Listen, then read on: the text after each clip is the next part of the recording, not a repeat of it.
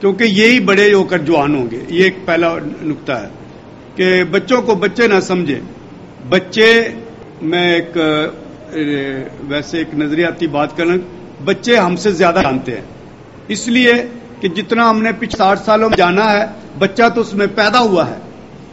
بچے کا نقطہ روانگی، پوائنٹ آف ڈپارچر وہ ہے جتنا میں نے پچھلے 60 سالوں میں جانا سیکھا ہے. تو بچوں کو اہمیت دیں اور ان کی تربیت پہ فوکس کریں. اس میں کوئی شک نہیں کہ آج کل والدین میں اتنی مصروفیات ہیں، جیسے پہلے کہا گیا زندگی کو چلانے کے لیے، زندگی کو خوراک فراہم کرنے کے لیے ضروریات فراہم کریں، لیکن پھر بھی بچوں کو اہمیت دیں اور بچوں کو روحانی تربیت میں ساتھ لے کر چلیں، تاکہ نہ صرف انہیں وراثت میں دوسری باتیں ملیں، بل روحانیت کی روایات اور روحانیت کے طریقے اور روحانیت جو بھی ہے وہ ساری والدین کو ملے. اور دوسرا نقطہ ہے نوجوانوں کے حوالے. والدین کے لیے سب سے بڑا چیلنج نوجوانوں کے حوالے سے یہ ہے کہ وہ نوجوانوں کو سمجھے. اس میں بہت خلا ہے. آج کل جنریشن گیپ کی بات کی جاتی ہے. کئی دفعہ ہمارے سین میں 3 جنریشنز ہوتی ہیں، ایک دادا دادی، نانا نانی، پھر ماں باپ اور پھر بچے. تو 3 جنریشن کو کہیں نہ کہیں، خاص کر بزرگوں کو یہ دل کھولنا ہے کہ ہمارا خون ہے، یہ ہمارے ہیں، ماحول فرق ہے، یہ فرق سوچتے ہیں، تیکھا سوچتے ہیں، شاید ترش سوچتے ہیں، کیونکہ وہ ایک فرق حالات میں بڑھ رہے ہیں. تو والدین کو سب سے پہلی جو بات ہے، نوجوانوں کو سمجھیں، نوجوانوں کے لیے دل کھلا کریں اور چھوٹی چھوٹی باتوں پہ پریشان ہو جائیں. یہ کپڑے کیسے پہنتا ہے، یہ بال کیسے بناتا ہے، یہ میک اپ کیسے کرتا ہے، یہ آنے جانے والی چیزیں ہیں. لیکن اہم نقطہ ہے کہ ان کو اپنا سمجھے، ان کو اجنبی ہونے کا، رشتوں میں اجنبی ہونے کا، غیر ہونے کا احساس نہ دے. ان کو جیسے ہم پنجابی میں کہتے ہیں، انہوں توڑ تو دور نہ کرو. اگر ان کے اپنا انداز ہے پینٹ پہننے کا اور پھٹی پہننے پہ، یا اور بھی بہت سارے انداز ہیں، لیٹ دم ڈو. یہ آج کا ہے، وہ 60 سے پہلے کی زندگی نہیں گزار سکتے جس میں ہم پیدا ہوئے جب ہم کھیتوں میں دیہاتوں میں رہتے تھے. امپاسبل، ناممکن ہے. تو والدین کو چاہیے اپنے بچوں کو اپنا سمجھیں، ان کو گلے لگائیں جیسے بھی وہ ہیں، جو بھی وہ کرتے ہیں، اور ان کے لیے ایک دل کھولے اور ان میں اجنبیت کا احساس نہ پیدا ہونے دیں. اجنبیت کا احساس ہوا، بچے نے دہلیز سے باہر قدم رکھا تو وہ گیا، پھر وہ والدین کی باتیں نہیں مانے گا.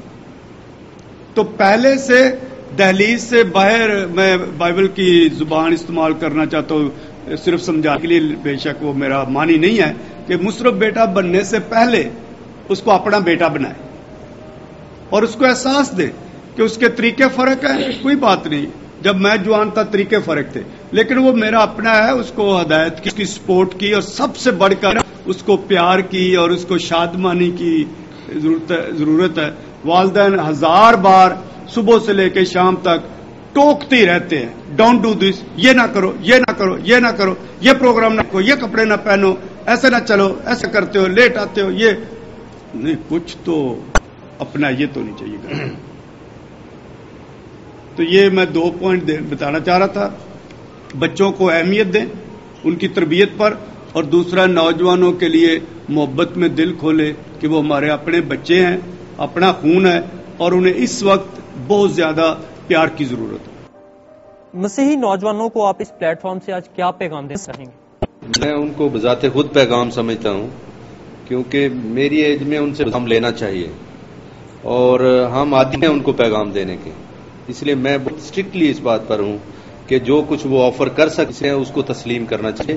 اور خاص طور پر میں آپ کو بتاؤں کہ یہ جو جوان عمر ہے نا، یہ بہت کچھ آفر کر سکنے کی اہلیت رکھتی ہے.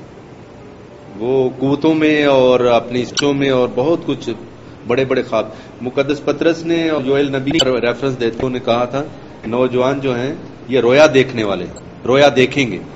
تو ہماری روحانی زندگی اور نوجوان جو ہے یہ اکٹھے اس طرح ہوں گے کہ اگر وہ روح کی زندگی گزارتے ہیں تو پھر نوجوان رویا رکھنے والے ہوں گے. کوئی ویژن کے بغیر زندگی نہیں ہوتی.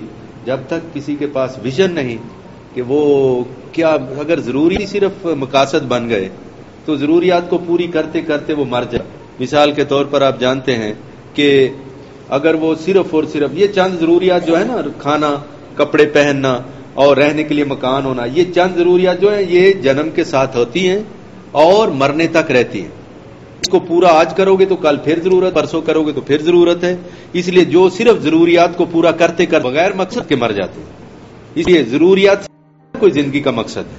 اور میں سمجھتا ہوں کہ نوجوانوں کو اگر یہ خصوصاً جو گھر کے ماحول ہے اس کے اندر سے مثال طور پر جو کچھ وہ وہاں سے پاتے ہیں اور مل سکتا ہے ادھر سے، وہ کسی اور جگہ سے تو نہیں مل سکتا.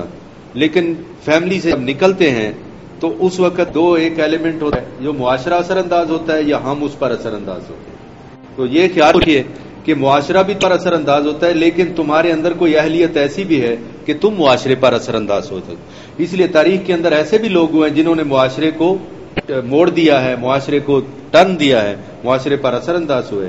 اور اگر معاشرہ ہی مجھ پر اثر انداز ہوتا گیا تو میری ہستی، میرا وجود اور میری شخصیت کہاں ہے؟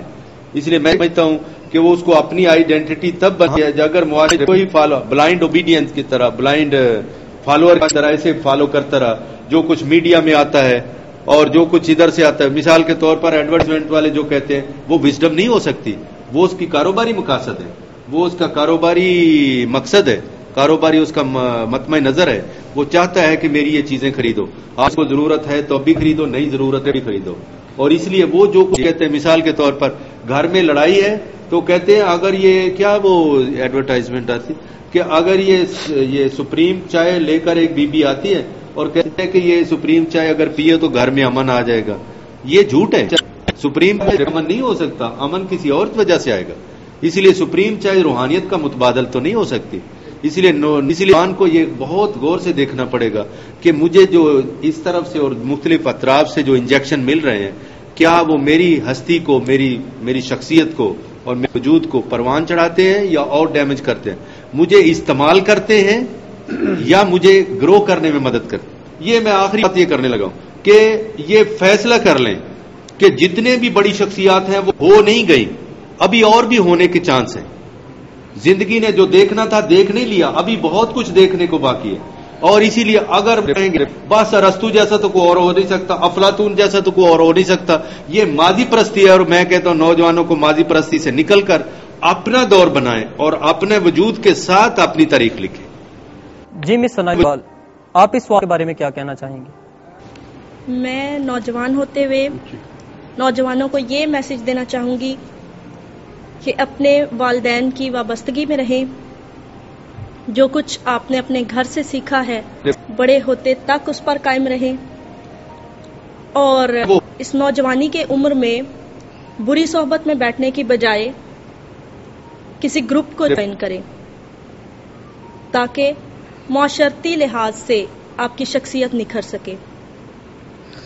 دوسری بات یہ کہ ایجوکیشن میں جو آپ کرنا چاہتے ہیں، جون سی آپ میں کوالٹیز ہیں، اس فیلڈ میں جائیں تاکہ اس فیلڈ کو جو آپ نے خود چنا ہوا ہے اس میں آپ اچھے طریقے سے اپنی کوالٹیز کو استعمال کر سکیں اور اپنا مستقبل زیادہ سے زیادہ روشن کر سکیں اور اپنے ماں باپ کا نام بھی. نوجوان کے لیے ایک شعر کی شکل میں ان کو ایک پیغام دینا چاہتی ہوں.